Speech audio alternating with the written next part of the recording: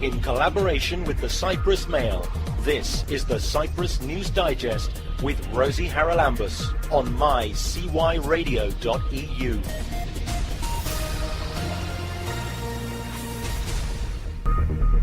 Welcome to the Cyprus News Digest. This week, in the wake of a public consultation on the role of civil society in the peace process, we talk to International Peace Process and Negotiations Advisor Hannes Siebert. If you exclude women out of the dialogue, you are making the dialogue poorer. And you've got to enrich that dialogue further. We'll report on the inauguration of the new Nicosia wastewater treatment plant, hailed as a great example of bicommunal cooperation, and attended by the EU Commissioner Stefan Fule. This project demonstrates how joint, consensual decision can take shape and work for the benefit of those communities. And we'll talk again to Amnesty International about their research into policing in Greece, which exposes, and I quote, a long-standing culture of impunity, entrenched racism and endemic violence. The very person who have the task to uphold the law, they're the ones who are not in fear of the law, simply because very few of them have ever faced the responsibilities of their actions. And let me be clear with this, successive Greek governments have failed consistently to take the measures required to bring this impunity to an end.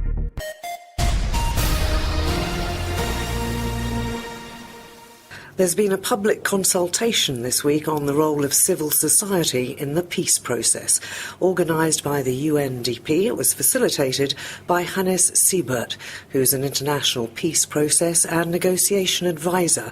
He was the director of the National Peace Secretariat in South Africa from 1992 to 94. Well, Hannes, thanks for joining me on the programme. And first of all, a little bit of the background of the dynamics of what you're here to try and help us with in Cyprus. Well, I was originally asked to look at the possibilities of creating a more permanent dialogue forum between civil society and political society.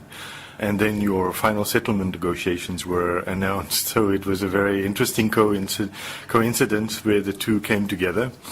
But so the original request for me was to explore with civil society and political society what kind of dialogue would be most possible, and to reflect with them of examples of other countries where I've worked, in my own country, South Africa, now in Lebanon, in Burma, in Sri Lanka, Nepal, of how some of the lessons of and the dynamics of civil forums and dialogue forums might be useful here. But, as we see, in no country you can have a model that you take from another country. Each country needs to design their own process. But that's why I'm here. I'm basically to reflect with your parties in civil society of what kind of dialogue forum can emerge from your current needs in the society, and also the need for a more ongoing dialogue between the two communities in the north and the south. It was very striking to me when you mentioned some of the examples that you've given this afternoon, that we're talking about processes that have been ongoing in some cases for probably a decade. Now, in Sri Lanka, for example, obviously one thing that has been achieved is a cessation of actual hostilities, which has got to be welcomed. But it did cross my mind about what else this forum was achieving and why it was still ongoing. So how can you quantify the results? Well, Sri Lanka was a sad case, actually, because the cessation of hostilities was by a military victory by the government, and where they ended a formal negotiations process and opted for a military solution, which was very sad. What the forum has played a critical role in is, you can never destroy everybody in a society. So at the end of that war, the Tamils were still there and the Sinhalese were still there, and they're still alive. So what do you do then? And so the forum really was the only space which could bring together the aspirations and hope of the Tamil communities to re-enter into a dialogue with the Sinhala communities and their parties. And so it is a rediscovering of how can we rebuild the country, where can they find their if there's any hope of living together again, what kind of mechanisms of constitutional mechanisms, political mechanisms can be created to accommodate the political aspirations of the Tamil parties inside the Sinhalese environment. And so you've seen the forum playing a big catalyst, because after the war and during the war there was no other mechanism for dialogue. So it was the only mechanism for dialogue, and straight after the war you can imagine there was no negotiations. It was a victory, and it was people that were basically almost forms of ethnic cleansing that took place there. So in this case, you've seen a re-emergence of a dialogue where people rediscover a way forward. And that's often where these civil dialogues, as permanent structures, I've seen it there, I've seen now in Nepal, the most recent one where I was before I came to Lebanon. The dialogue is now going on for 11 years, and it is still surviving, because they've survived now, I think, 4 or 5 different governments. But it's the only space where they can keep talking about where they want to move in the future. But talk's all very well. Does this get translated into action by whoever happens to be in government? Because that's the bottom line, surely, isn't it? Absolutely. The action has to be there. And that's the importance of having both civil society and political society in there. Because civil society can very quickly transform the atmosphere of what is in there, either compensate for what is not in there by their actions, or by their advocacy, or by their community programs.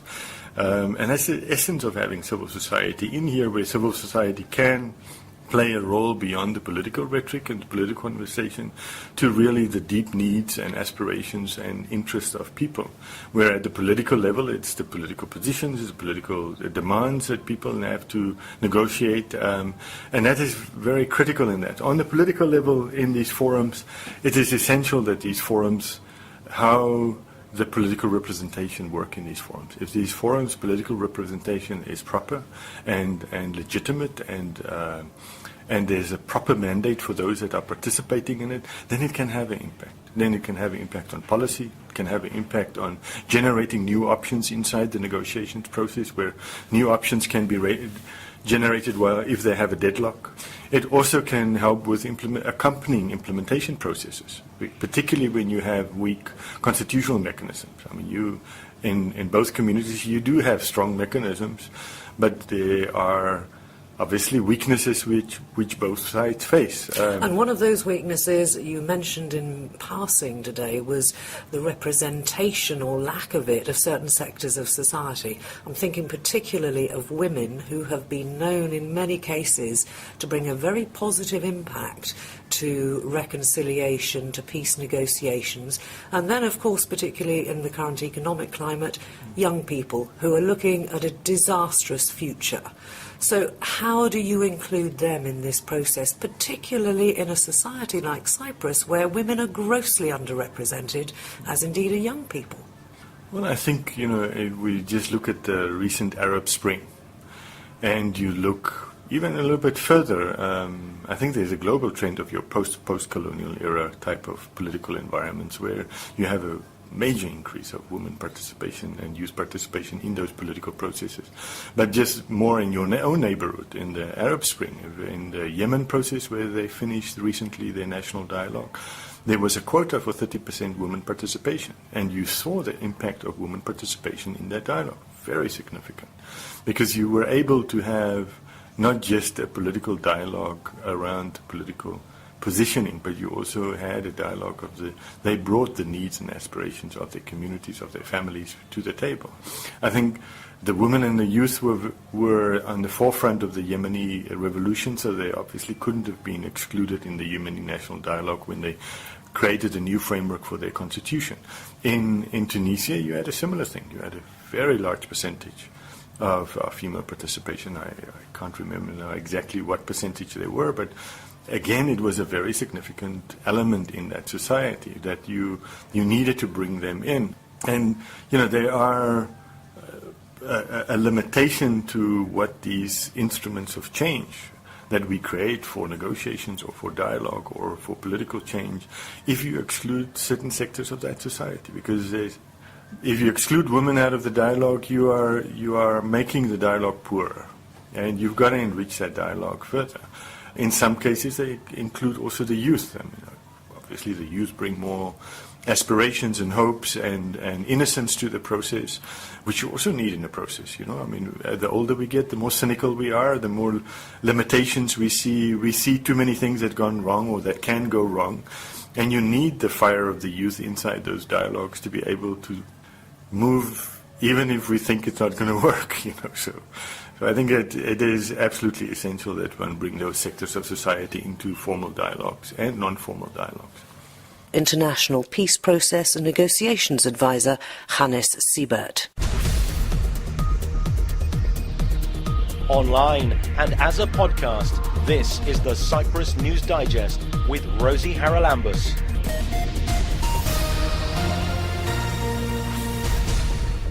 On Tuesday, the new Nicosia wastewater treatment plant was inaugurated in northern Nicosia. The new plant will serve some 270,000 people from both communities. 30,000 cubic metres of wastewater will be treated in the new plant every day, and some 10 million cubic metres of treated water a year will be able to be reused for agricultural irrigation.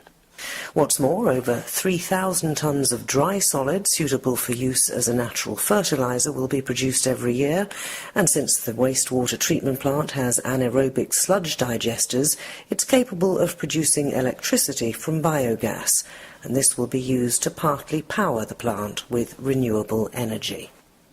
The history of the plant goes back, in fact, to 1978, when the local representatives of both communities in Nicosia and their corresponding engineers started work on a bicommunal wastewater treatment plant project. Successive Nicosia mayors on both sides of the divide have continued that cooperation over the years. All of them were present at the ceremony, but it was the current holders of that office, Konstantinos Yorkagis and Kadri Felahoglu, who've brought the project to fruition. And they spoke. First, Mr. Felahoglu. This achievement is the result of devoted and cooperative works of two municipalities and support of European Union and UNDP. Also, this plant, invaluable and a very important example of cooperation of the whole world, provides good consequences for the benefit of whole Nicosia, and I wish these kinds of cooperative works to be continued. I believe that as two municipalities, we have to got so many works to do in cooperation. Kadri Felahoglu has worked in close cooperation with Konstantinos Yorkagis. He was the next to speak. Today, dear friends, we celebrate the completion and operation of the new bicommunal wastewater treatment plant. But our cooperation, as my friend Kadri has said, is not over. On the contrary, we now need to cooperate further, not only for the operation and maintenance of the new plant, but to successfully resolve other serious environmental issues in the area. We need to resolve the problems from the continuous disposal of unacceptable waste from dairies and slaughterhouses to the old plant. We urgently need to dry, clean and restore the area presently covered by the old plant.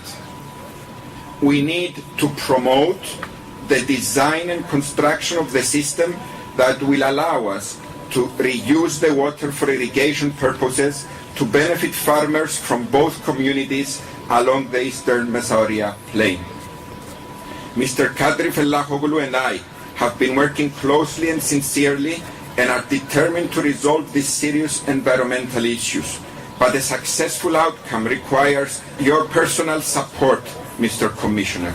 And present at the ceremony to inaugurate the new wastewater treatment plant was Stefan Fule, the member of the European Commission responsible for enlargement and neighbourhood policy. Local leaders of the two communities have succeeded in putting the needs of the population first to solve the sewage problems of the greater Nicosia area. I strongly commend their commitment. Second, I'm glad that the European Commission has actively supported this project from its very inception by fully financing the design of the new plant and 30% of its construction. Third, this new plan benefits the environment as well as human health by protecting drinking and bathing waters from contamination. On top of that, its state-of-the-art technology will give 10 million cubic meters of treated water per year a second life through irrigation. This can promote the economic activity to the benefit of all. Side products of the wastewater treatment can be converted into a renewable energy and fertilizers, thus substantially reducing its environmental footprint. Fourth, it is great to see that the full benefits of this plant are being reaped thanks to continuing bicommunal cooperation. I'm pleased that the European Commission is also providing support for the design of the new phase to enable full reuse of the treated wastewater. This project demonstrates how joint, consensual decision can take shape and work to the benefit of both communities. And I would like to take this opportunity to express my sincere appreciations to all the people who have played an important part in this project. For some of you, it's a life's work, and this plant might not have been built if it wasn't for your persistence. You played a crucial role and worked relentlessly for the benefit of those communities. Allow me to conclude by thanking in particular Konstantinos and Kadri and their predecessor as local leaders of Nicosia, many of whom are here today, for their leadership and unwavering commitment to cooperation. You are an inspiring example for others of what can be achieved when you accept today's challenge and transform them into opportunities and practical solutions. And by the way, hearing you too, I have a feeling that it's not overdone. The list of the things we still can do together does not end here, and I'm ready for that challenge. I caught up with the Commissioner after all the ceremonies were over, and I asked him whether or not it would indeed be possible for the European Commission to take up the challenge issued by the two mayors for future cooperation to solve other environmental problems. I think this is a great achievement. I think a great achievement of the leaders of the two communities who put the interests of the people sort of above the politics. And as I said in my humble contribution when we have formally opened this plant, looking around, this good cooperation between the two leaders supported by the UNDP and the European Commission should not end here.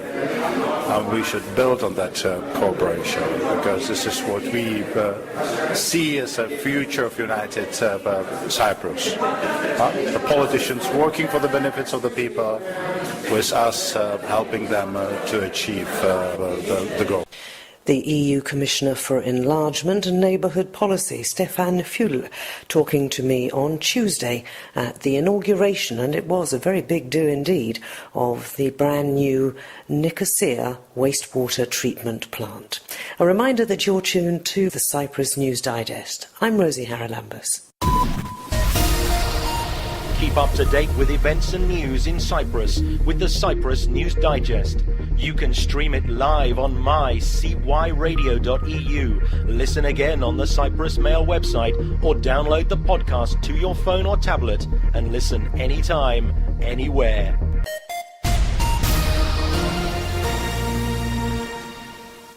Impunity, excessive force and links to the extremist Golden Dawn are blighting the Greek police. That's the title of a press release issued last week by Amnesty International.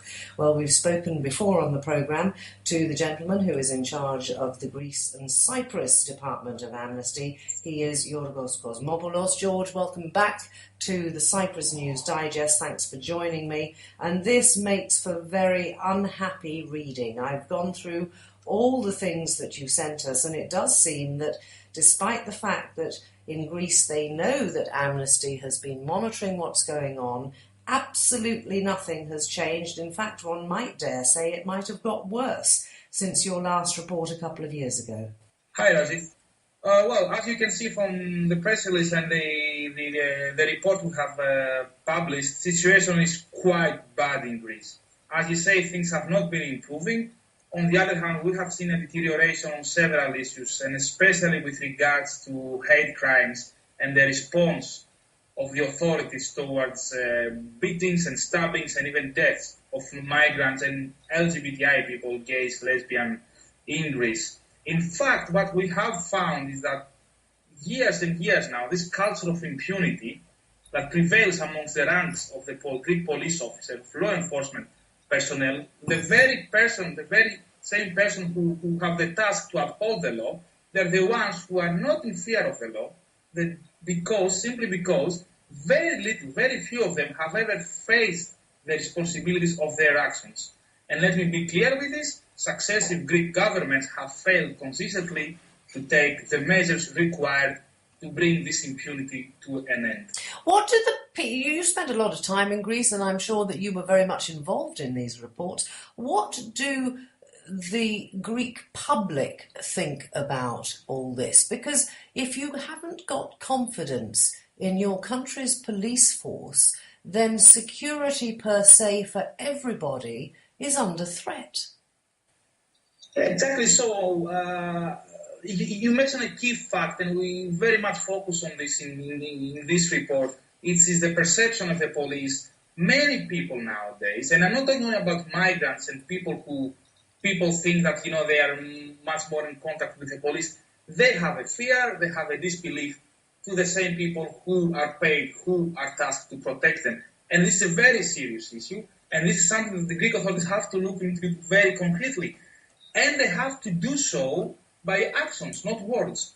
They're shying away from the responsibility even on words. But even when it comes to take action, and we're talking about simple steps that will exactly help to re-establish this confidence. Number one thing they have to do is establish a monitoring mechanism for the Greek police that will be genuinely independent and will help slowly but steadily restore the faith of the population. The population has to see the police as their allies when they need protection, when they are there to protest, which is an absolute right they have. They have absolutely the right to do so, So they have to facilitate the exercise of their rights and not curtail them and not punish them, actually, for doing so. You have spoken, I know, George, to many of the politicians involved, the ministries involved, even, I think, to the chief of police. What do they say? Because from what I read, they assure you that they're dealing with the matter. But as I say, if nothing's changed or things have got even worse in the last couple of years, well, they're obviously not doing a very good job, are they? No, they are not. No, they are not. The official line is that when we go to them and we say, look, this is what is happening, and it's systematic, it's a long line of isolated incidents. The line for very long was that these are isolated incidents, we cannot generalize, etc., etc. But our research, and many people think that as well, shows that there is a systemic problem. There is a pattern of abuse, and we can very easily read it through the report. It has to do with ill treatment, with excessive use of force. It has to do with the police not doing their job properly. But you've also, George, you've also got, I think, evidence in terms of either videos or photographs or so on. What possible excuse could the authorities in Greece have for not following those through and prosecuting members of the security forces and the police who are involved in these atrocities? Well, this is why, again, I'm using this term systemic issue, because it goes beyond the police, I'm afraid so. It goes over to the judiciary, it goes over to the legislation, and, there's a whole set of drawbacks, a whole set of obstacles. Let me give you an example. A migrant who might not have the right documents, if he's stabbed on the street, he's very much afraid to go to the police and report an incident like that, because he's afraid of being victimized, he's afraid of being detained, of being sent back. How can justice be done? I'm talking about an obstacle as big as that. Legislation is not up to the international standards. The definition of torture in the Greek law is not up to the standards. And you know what? The police has many ways not to cooperate. We need the political will to set the wheels in motion. Well, the police would cooperate, I'm sure, if they felt that the politicians, the parliament and the ministries and the government itself were actually taking these things seriously. They can surely only be getting away with this because they know that they're not. Well, there is one simple way of the politicians to show that they're behind this. Make the changes in legislation that will send a strong message. Somebody's looking over the ones who are tasked to be looking after us. Is constitute create this genuine and powerful monitor mechanism to send a strong message. It will be more than an institutional change. It will be also a message to give to the public, say, look, we are doing what we have to do and things will change, and they have to be consistent with that. I think the thing that a lot of people may not realise is that a lot of this criticism, or possibly one might even say brutality of the police, is often directed at Greek citizens during protests and so on. People tend to assume that it's all to do with migrants and foreigners and so on, and so they turn a blind eye. But that's not the case, is it? No, it's not the case. Exactly not the case. And I think my feeling is that with the current situation in Greece, more and more people have taken the streets and they have themselves seen what it's like, the level of abuse by the Greek police. Yes, there you see the Greek police. I mean, we do understand that sometimes there are challenges for the Greek police as well, protests can turn violent. But what is the main concern of the Greek police? To safeguard, firstly, the right for people to protest, to facilitate, and try by all means not to escalate the situation. Instead of that, we're seeing excessive use of force, we're seeing chemical irritants thrown directly at people. We have a guy who lost his eye because a police officer shot a tear gas canister directly at him. We have the case of Manolis. He's also a journalist. Manolis survived war zones like Iraq, like Bosnia, and he lost his hearing and he's now impaired in Stavriou Street, a few streets down from where I'm talking to you right now, during a protest. Can you imagine that? This has to stop, and there is no excuse. It's happening over and over again. There is footage, there is cameras. The police have to find those responsible and send a strong message. That's what we're saying. It's an absolute indictment of a country that is desperate to invite people to visit because its tourism sector is so important. Do you think that this report and the reaction, or perhaps lack of reaction to it on the part of the authorities, may have an impact on the struggling Greek economy?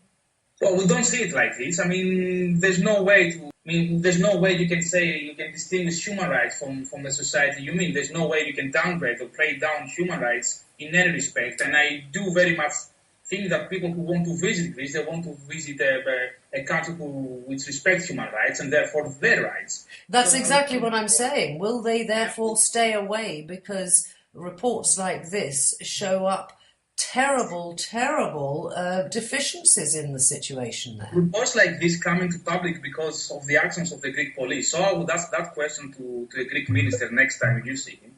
I will try and do that, George. I know that you've had a long time putting this report together, and I do hope that maybe it will come some way to making the people who can make the necessary changes implement them. And in the meantime, what's the next move for Amnesty International?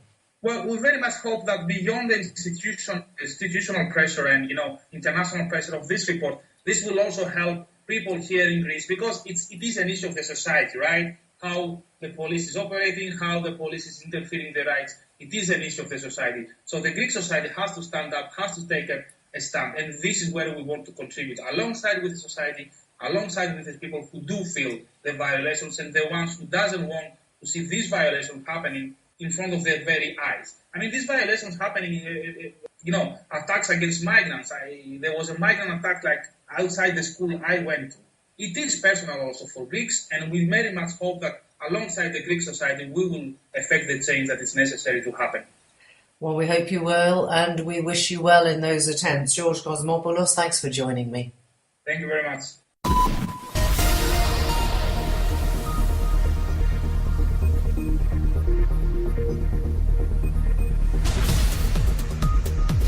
Well, that about wraps up this edition of the Cyprus News Digest. Many thanks for your company.